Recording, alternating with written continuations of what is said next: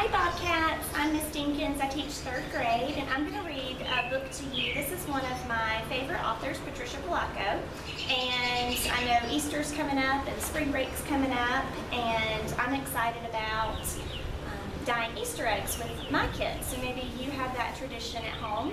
And so I want to talk to you today about a certain kind of egg that they do in the Ukraine and in Russia traditionally, and they're called Polacco eggs.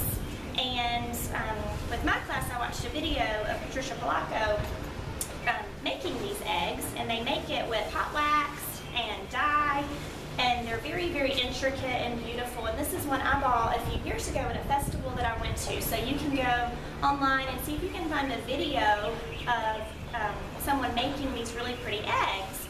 And so the author did this with her babushka, or her grandmother, when she was little, and decided to write a book about it. So this is a fiction story. This is not one from her childhood, but she wanted to write a story about these geese that she loved and incorporate these eggs that she made with her babushka when she was little. So this one's called Rechenka's Eggs by Patricia Polacco. There's some Russian words in here, so I hope I get them right. Babushka lived alone in a dacha, a little house in the country, but she was known far and wide for the fine eggs that she lovingly painted. Her eggs were so beautiful that she always won first prize at the Easter festival in Moscow. Each day, Babushka would take the shell of an egg from her basket and paint it in wonderful designs using the shapes of stars and flowers, triangles and circles. Through the long, cold winter, Babushka painted. Then one day after a snowstorm, Babushka went outside. She could still hear the faint sound of falling snow. It was a sound like soft rain. Herds of caribou came to feed at Babushka's because the grasses they usually ate were covered with snow. A miracle, she whispered as she fed some. These wild things have found their way to me. Just then a flock of geese honked loudly overhead. As they glided over the snow, some of them faltered and fell from the sky. Babushka went to where one goose lay crumpled in the snow. A hunter did this, Babushka grumbled. She carefully picked up the goose and took it back to her little house. There, she fed the little goose from her own table and put the goose in her best basket lined with the warmest quilt from her own bed. I shall name you a good name, one that we can both like, eh, my little friend? She said as she patted the goose's head. How do you like Rechenka? Yes, then Rechenka it shall be. With Babushka's care, Rechenka grew stronger as each day passed. To repay her kindness, Rechenka laid an egg for breakfast every morning. As Rechenka got better, she waddled around the little house, exploring every nook, cupboard, and corner. One day, she jumped on top of Babushka's work table, overturning the jars of bright-colored paint that used to color the eggs. Neat! Babushka screamed as she chased the little goose with a broom. No! The frightened goose flapped her wings to get away and knocked over the basket of eggs that Babushka had so lovingly painted. The eggs crashed onto the floor and shattered into millions of pieces. They were both very sad. There was no reason now for Babushka to go to the festival. The next morning, Babushka slowly got out of bed and trundled over to Rechenka's basket to get her morning egg.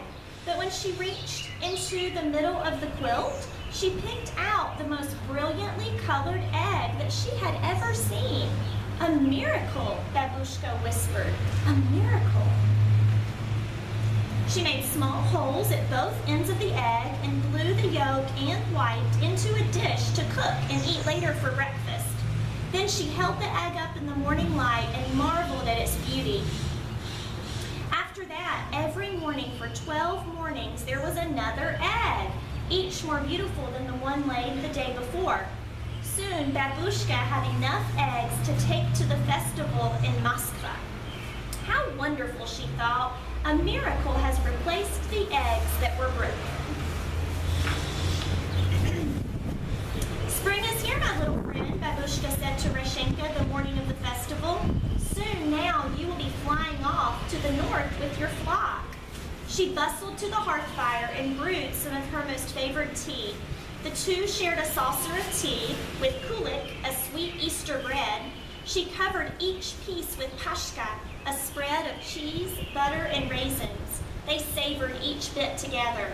"One for you, one for me," Babushka chanted. "Da, da, my little friend.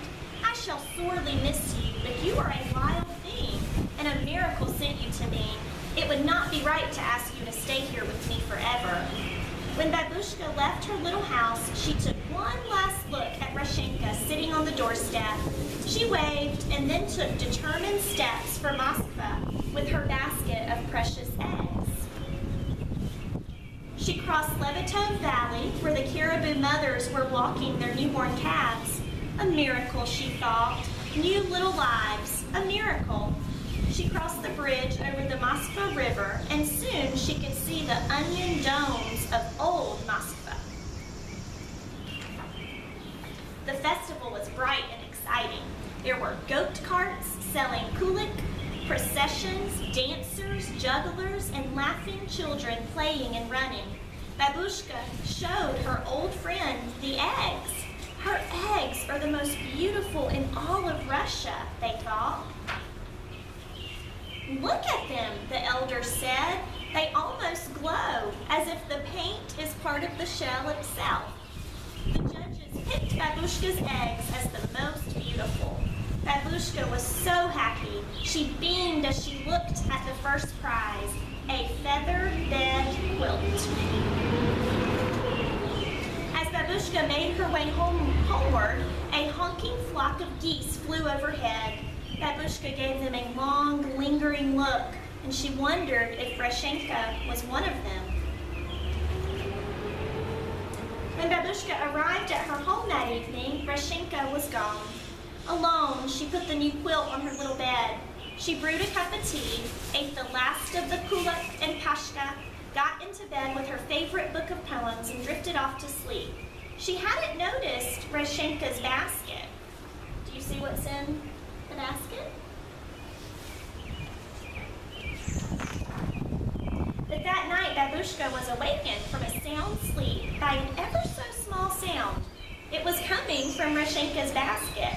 She hobbled closer and saw a glorious egg, but this one was different from all the others. It quivered and moved and made tiny muffled sounds. The egg jumped, bumped, rolled, and pitched in the basket.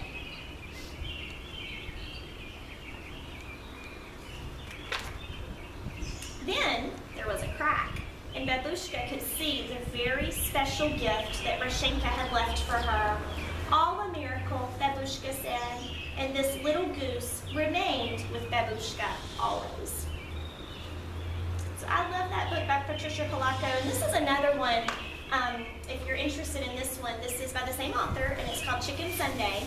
And I'm not going to read this one today, but this one also mentions the Sanki eggs and how Patricia, when she was a little girl, she and her friends made some eggs to earn some money for a very special gift. So this is another one you might want to check out if you enjoy Rechenka's eggs.